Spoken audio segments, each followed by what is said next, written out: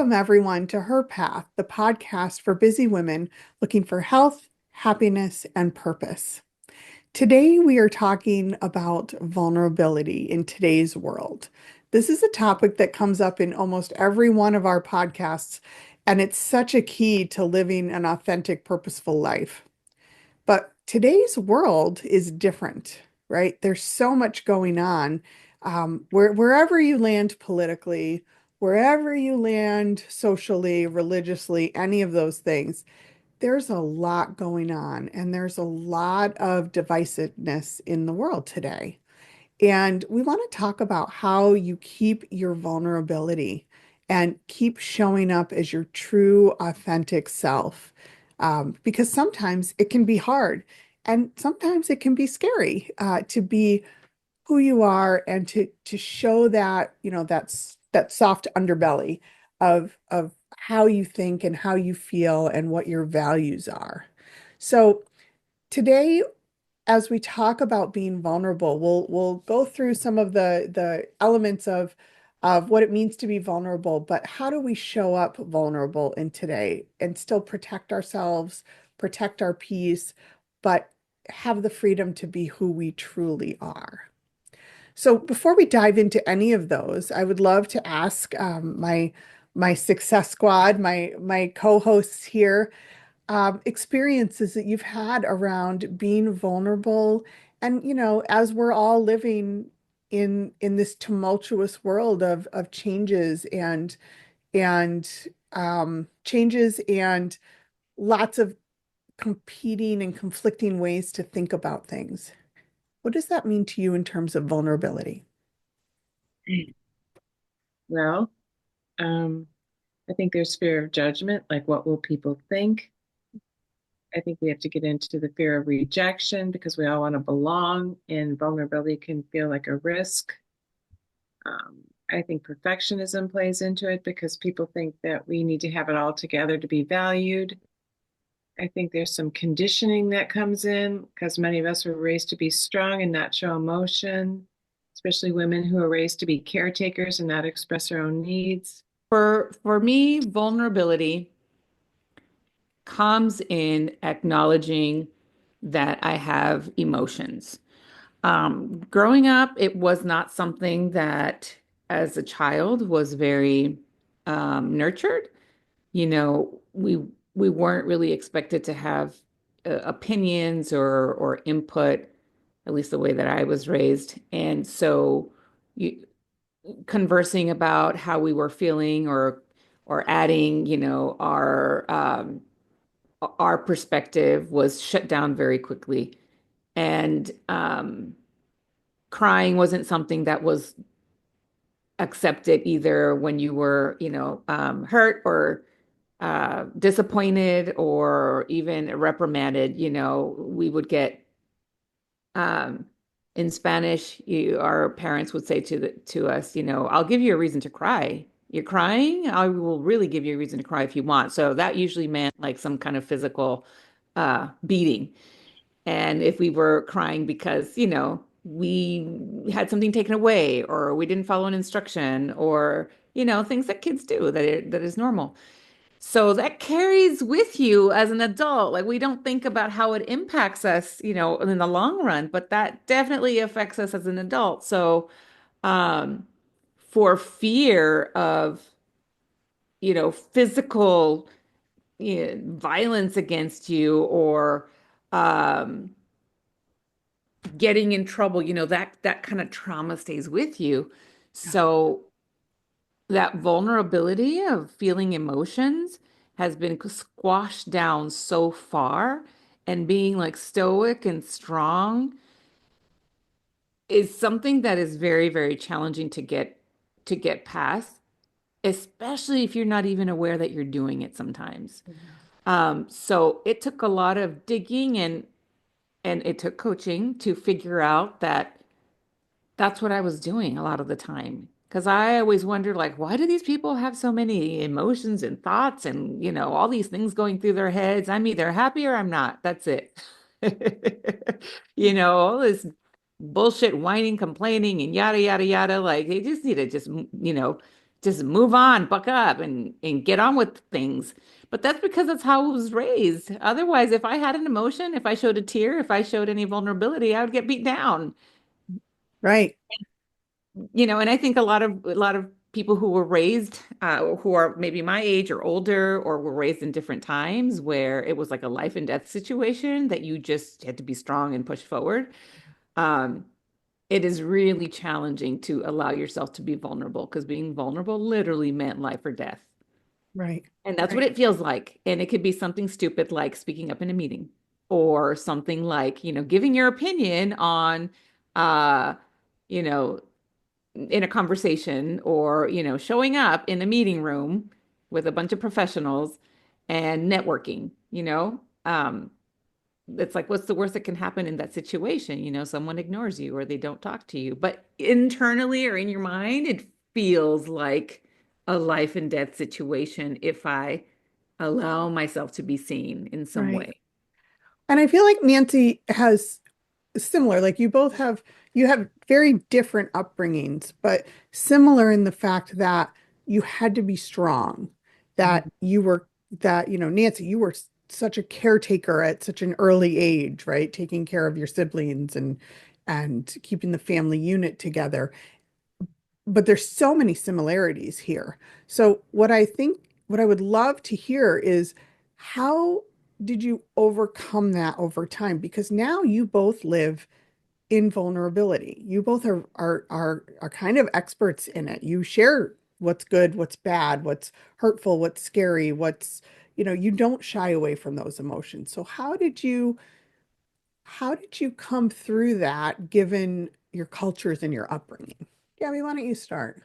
I think for me, I acknowledge that I wanted to be um seen more. I wanted to be an active participant in my own um, kind of destiny. I know that sounds so vague and wacky, but I wanted to out a escape, let's just say, escape a situation. I wanted to escape. I wanted to have a bigger life. I wanted to have an impact. I wanted to help people in a certain way. But in order for me to do that, I had to help myself. Um, and I had people along the way growing up who, like school counselors, my friends, their parents, and seeing how they interacted and how they were supported and how they were fearless in their vulnerability, fearless in their ability to express themselves, communicate, and how that really led to more success for them in their personal lives and in their professional lives. And so it just helped me be more curious about what was actually going on in my head and why that caused me to make certain decisions or have certain opinions or um, take certain actions. But that is something that I still have to constantly work on, even though, been through the coaching and been trained as a coach, like, wow, am a physician and, have all the degrees and everything. I mean, that is still something that is a constant work because there's so many levels to each of us. Not only is there, you as an individual, but then there's you in your place in your family. There's you in your place of your job. There's you as a me as a mother, as a member of the community. Like there's just so many layers. And in certain scenarios, I may feel more comfortable being my true authentic self than in other scenarios.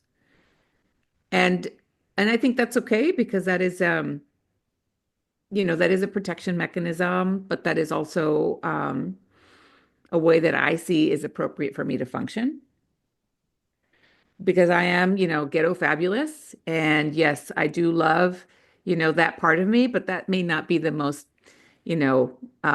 appreciated if I am in a room full of professional physicians, giving a presentation on something important.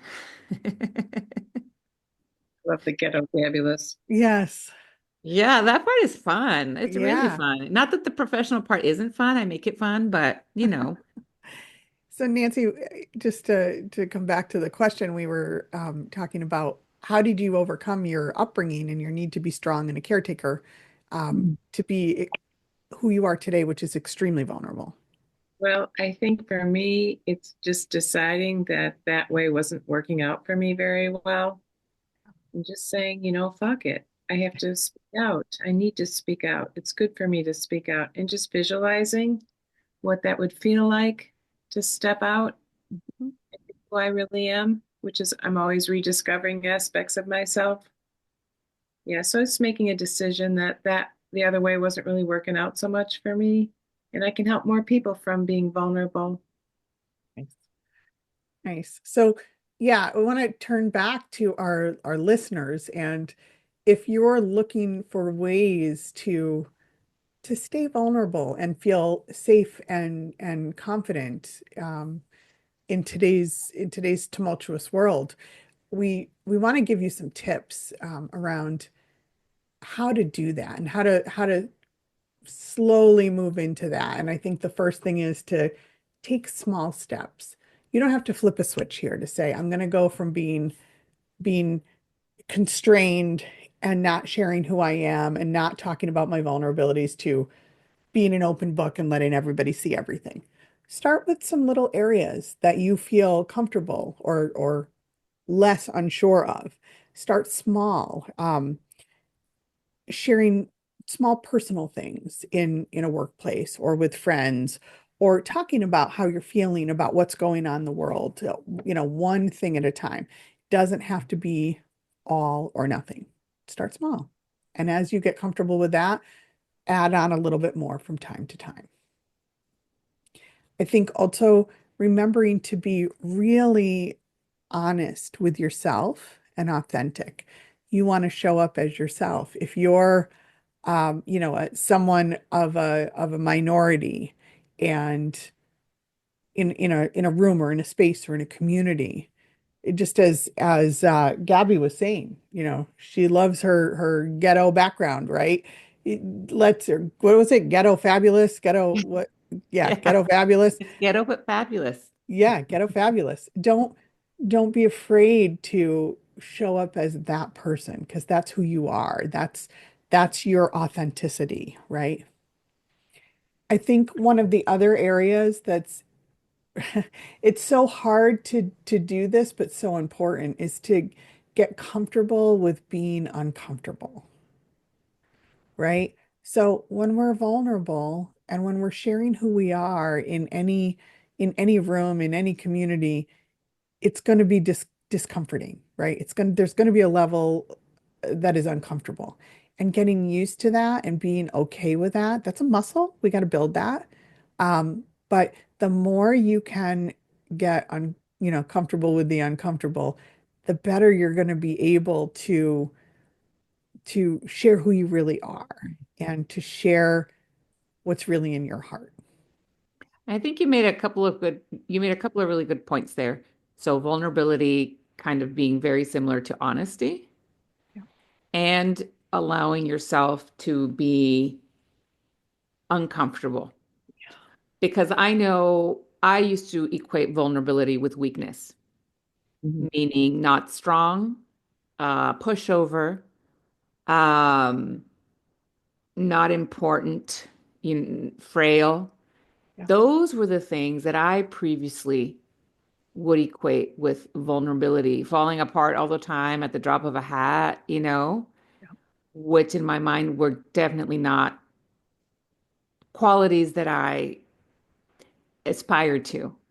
But looking at it as a superpower that allows you to really show up as yourself and be okay with feeling unsure, being okay with not having all the answers, being okay with not being right all the time, Right. being okay with making mistakes, and being okay to sometimes let a cuss word slip out every once in a while. without really judging yourself and making it mean that you are not worthy, of existing. Thinking about vulnerability in that way makes a big difference in accepting vulnerability, I think. It's Yeah. not a weakness at all. Um, I tend to think about it as like a man, There's an ideal of what a man should be like. I mean, this is not everyone's ideal, but ideal is just like strong and, the rock and, very macho, what have you. But, a man who is also vulnerable and has the capability of also flexing and understanding women and women's needs and all that. I mean, just makes the man more manly. And the same, similarly for women, being more flexible in our thinking, being more, um, not always having to be the rock, but some women have always been the rock for their families. Being okay with, sometimes, things will fall through the crack, but, it's okay. We'll figure things out is is like a superpower. Yeah. Yeah. I love that superpower. And I don't think you have to be vulnerable with everybody about everything. I think you can just spend it as well. Yep. And for me, at least, I remember one thing that really helped me was not being afraid to feel those feelings. They say the worst thing that you're going to have is a feeling, and it's what, 90 seconds to process the emotion. Right. So Right. just feeling where you're at, if it's embarrassed or shame, just know if you feel it, if you drop in and really feel it and breathe into it, it's 90 seconds and then you integrate it and it's over. Right. Right. Right. And not fearing those emotions, right? Don't fear the rejection or the what ifs. Just being okay to be in that space. And I loved also, Gabby, what you said about it's not a weakness, it's actually a superpower, right? And it is being vulnerable. It is hard work. It's an act of courage.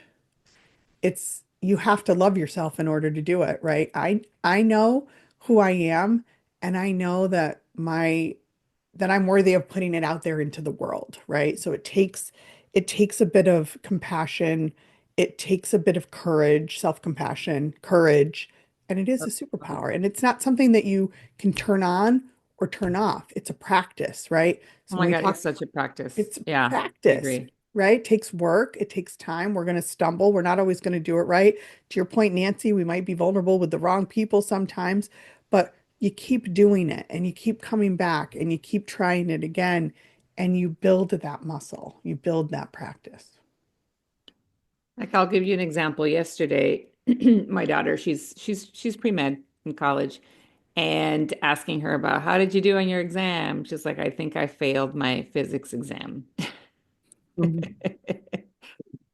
And so right away I go to, you have so much time to study. You don't even have a job. You don't even do this. Already starting to like bam, bam, all of the, berating and all being that, you know, uh, starting to get on her case about it. And like you said, Nancy, I had to take a second because her face just melted and she was already scared of telling me what her grade was. She already, was feeling bad about it herself. Obviously, she was feeling bad down about it. So I had to take a second and breathe.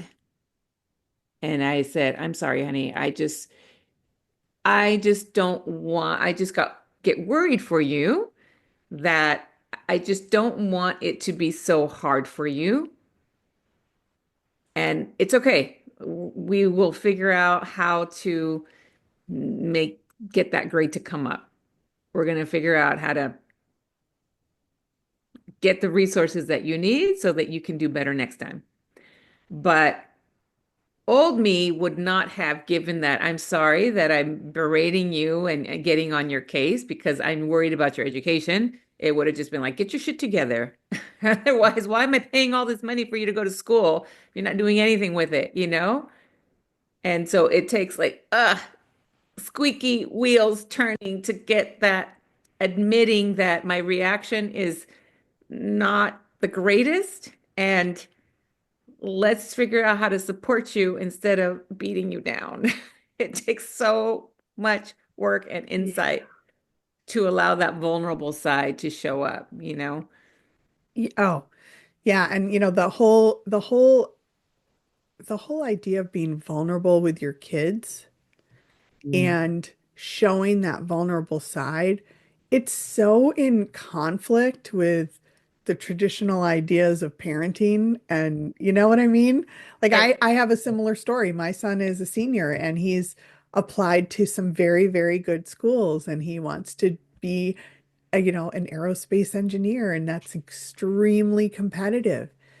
And he is not getting the responses that he hoped he would be getting. He's not getting into the major that he wanted. He's getting deferred from early access on some of the schools. And I've really had to like channel my coach, inner coach, right, to say, how do I help him see the reality and see these hard truths right.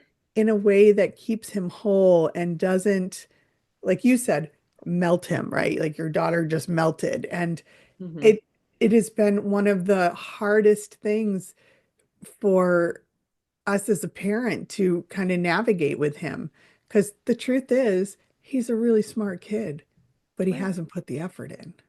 Mm. And he's gotten away with good grades without the effort. But in this kind of an environment, you need really great, you need to put in all the effort, and he just hasn't. And trying to show him the reality and teach him some lessons while keeping him whole takes nothing but vulnerability, right? right, And right, sharing our own stories of our own journeys and um, just being just being a different kind of parent, right? right. And it's Um, sharing your thought process as yes. to just basically sharing your thoughts. Yep. But in a way that is supportive, Yeah. in a way that's Yeah. supportive. Yeah. Yeah. Because I know I didn't get a lot of that. And sometimes, that whole idea of tough love and this is how you grow by failing. There's a balance to all of that, right? There So, is, yeah, because you don't want to breed resentment either, where right. you withhold love unless there is a certain achievement, or you withhold love unless you accomplish certain things. Um, because then that you just push people away instead of Yep. nurturing and growing a relationship. Um, and that's vulnerability, Yeah. not pushing people away when shit gets hard. Right. It's so easy to push someone away when Right. it gets hard. Right. Absolutely. That is a huge part of vulnerability. Ladies, we covered a lot of ground here today. And hopefully we've given our listeners a lot of different ideas and tips around how to introduce more vulnerability into your world, especially today. And don't be afraid to ask for help and don't be afraid to try new things, start small, and build that muscle slowly out over time. So, um, if this resonated with you, we'd love for you to like and subscribe and share this podcast with your friends, and people that are important to you in your world, because we'd love to get this conversation going, more globally. So thank you everyone for being here, and we will see you soon.